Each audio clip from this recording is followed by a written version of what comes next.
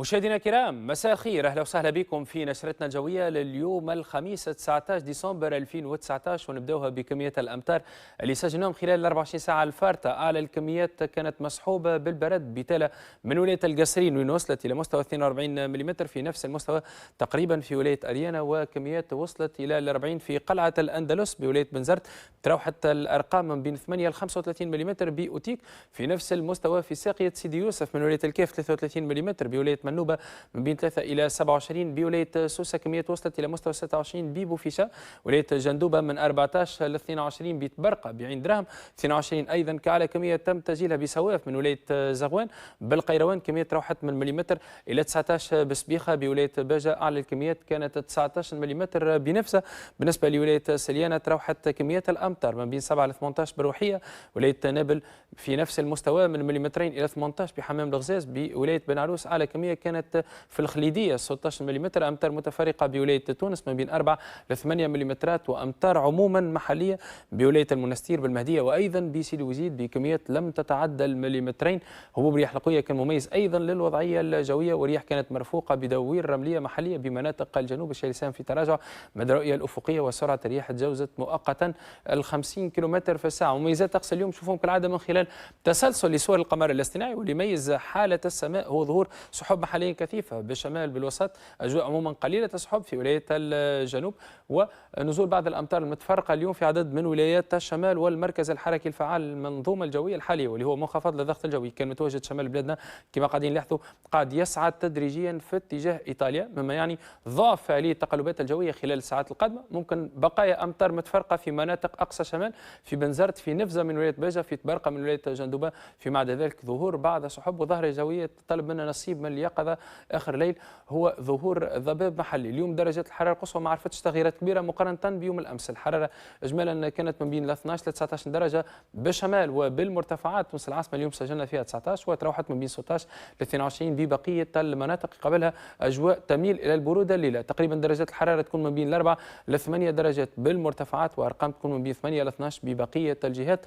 يوم الغد إن شاء الله بعد تقشع ضباب اللي إن شاء الله باش يميز الساعات الأولى، واللي من المنتظر باش يكون كثيف بالمنخفضات. المناطق المجاورة للسدود والغابات والأودية باش يكونوا معنيين بأجواء مغيمة جزئيا بأغلب مناطق البلاد، وممكن نسجلوا ارتفاع طفيف في درجة الحرارة مقارنة باللي سجلناه ظهر هذا اليوم. يوم الغد نتوقع تسجيل 19 في إقليم تونس الكبرى، 18 في جهة الوطن القبلي، 19 في زغوان، 18 في أقصى شمال في بنزرت، في ربوع الشمال الغربي تصل الحرارة القصوى المستوى 19 في تبرقة، 18 في باجة، في جندوبة أيضا، في سليانة 17 درجة بالكاف، بمناطق الوسط 15 بتالا، بالقيروان 21 درجة، بجهة الساحل بسوسة 18، أدفأ بالمنستير، بالمهدية 20، بعاصمة الجنوب صفاقس وقرقنة نتوقع تسجيل 20 ظهرا، 19 في سيدي بوزيد، أقل بالقاسرين 17 درجة، في مناطق الجنوب الغربي تصل الحرارة ظهرا إلى مستوى 18 في قفصة، ممكن نسجلوا 20 في توزر، في قبلي 21 درجة، 20 في قابس، وببقية مناطق الجنوب الشرقي للبلاد بجزيرة جربة. الحرارة القصوى تكون في مستوى 19 22 في مدنين، 20 في تتاوين وفرمادة.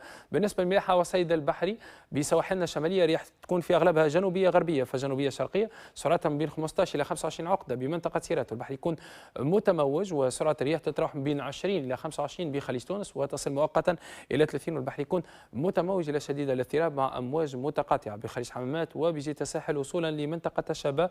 رياح في أغلبها جنوبية غربية سرعتها من 20 إلى 25 عقدة، وتتقوى فعاليتها بصفة تدريجية باش تتراوح في فترة ما بعد الظهر من بين 25 إلى 30 عقدة. البحر يكون متموج إلى شديد الاضطراب، وفعالية الرياح الجنوبية غربية تكون أقل في خليج قبس، تتراوح سرعتها من بين 15 إلى 25 عقدة.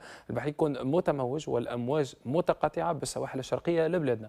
كالعادة نمدكم فكرة حول حالة الطقس ببعض المدن والعواصم الأجنبية. بنواكشوط 31 درجة، أجواء مغيمة جزئيا بالمغرب الأقصى 21، 22 بالجزائر سحب كثيفة، 21 في طرابلس، في الخرطوم طقس صافي 33 درجة، أجواء مشمسة بالقاهرة 23، بالبقاع المقدسة توقع تسجيل 24 في المدينة المنورة، 32 في مكة المكرمة، سماء صافية بالدوحة بأبو ظبي 24، 23 في مسقط، طقس صافي بالكويت، بغداد 19 درجة بالشرق الأوسط، 18 في دمشق، 21 في بيروت، 17 درجة بالقدس الشريف، سحب عامة قليلة بإسطنبول 14، وبأوروبا برومان نتوقعوا 16 درجة سحب كثيفة، 13 بفيينا، 10 درجات ببرلين، أمطار في لندن، بروكسل، باريس ومارسيليا 16 درجة، 13 في مدريد وفي لشبونة 18 درجة. تطور الوضع الجوي خلال الفترات القادمة، أجواء مغيمة جزئيا خلال نهاية هذا الأسبوع، تحديدا يوم السبت في أغلب مناطق البلاد، وممكن تكون السحب أكثر كثافة بالشمال يرافقها أمطار متفرقة. تبقى الوضعية تمتاز بتدفق الرياح القوية بالمناطق الساحلية، تباعا لذلك البحر يكون شديد الاضطراب بكافة المجالات البحرية، رياح في أغلبها من القطاع الجنوبي، وتباعا لذلك ممكن تسجلوا ارتفاع طفيف في درجات الحرارة. الحرارة القصوى تكون في مستوى 13 و 18 درجة بالمرتفعات الغربية للبلاد، وأرقام تتراوح من 18 ل 22 في بقية الجهات. يوم الأحد ظهور سحب عابرة في أغلب المناطق، ولتبقى أكثر كثافة في الشمال مع إمكانية نزول بعض الأمطار المتفرقة تتنقل التيارات الهوائية لتكون من القطاع الغربي وتتوصل قوية قرب السواحل. معتدل داخل البلاد البحر يكون شديد الاضطراب إلى هائج بالشمال، وممكن نسجلوا ارتفاع طفيف في درجات الحرارة مقارنة بيوم السبت. مواعيد الشروق والغروب اليوم الغد: شروق الشمس بإذن الله يكون في الساعة 7:27 دقيقة، غروبها في الساعة 5:06 دقائق. لمزيد من المعلومات والإرشادات نذكركم بطرق الاتصال والتواصل بالمعهد الوطني للرصد الجوي، موقع الويب www.meteo.tn، تبعثوا رسالات قصيرة ولا تصلوا برقم الموزع الصوتي 88 40 40. أوقات الصلاة اليوم الغد: صلاة الصبح بداية من 5:54 دقيقة، الجمعة منتصف النهار و23 دقيقة، صلاة العصر في الساعة 2:48 دقيقة، صلاة المغرب في الساعة 5:08 دقائق، وصلاة العشاء بإذن الله في الساعة 6:39 دقيقة. شكرا على حسن المتابعة والاهتمام، نهاية أسبوع مريحة للجميع.